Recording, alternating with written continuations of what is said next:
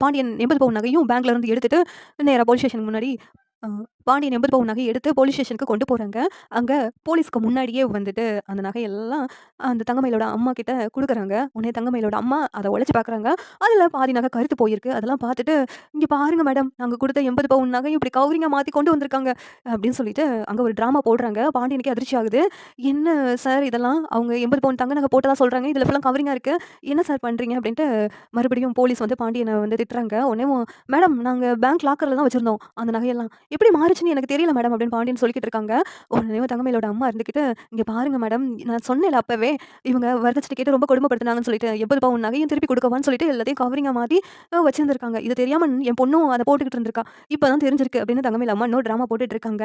உடனேவும், sir 80 பவுன் நகைய திருப்பி குடுக்கணும். இல்லன்னா வந்து என்ன நடவடிக்கை எடுப்போம்னு எங்களுக்கு தெரியாது." அப்படின்னு போலீஸ் சொல்றாங்க.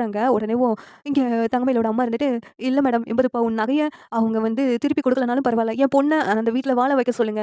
என் பொண்ண ஏத்துக்க சொல்லுங்க. அப்படி ஏத்துக்கலன்னா 80 பவுன் நகை எனக்கு திரும்பி வேணும்." அப்படின்னு சொல்லிட்டு தங்கமயில அம்மா வந்து சொல்லிக்கிட்டு இருக்காங்க.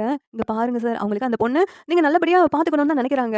ஆனா நீங்க இவ்ளோ கொடுமைப்படுத்தினதா சொல்றீங்களேம்மா, ஆனா அந்த வீட்ல தான் உங்க பொண்ணு வாழணும்ங்கிறீங்க. என்னம்மா ஒண்ணும் புரியல அப்படின்ட்டு போலீஸும் சந்தேகப்பட்டு கேட்கறாங்க. இங்க பாண்டியன் வந்து 80 பவுன் நகை எப்படி மாறுச்சுன்னு யோசிச்சுட்டு இருக்காங்க. இந்த சீரியல் எப்படி இருந்தா நல்லா இருக்கும்னு நீங்க நெனைக்கிறீங்கன்னு கமெண்ட் பண்ணுங்க. இந்த வீடியோ பிடிச்சிருந்தா லைக் பண்ணுங்க, ஷேர் பண்ணுங்க, சப்ஸ்கிரைப் பண்ணுங்க. Thank you.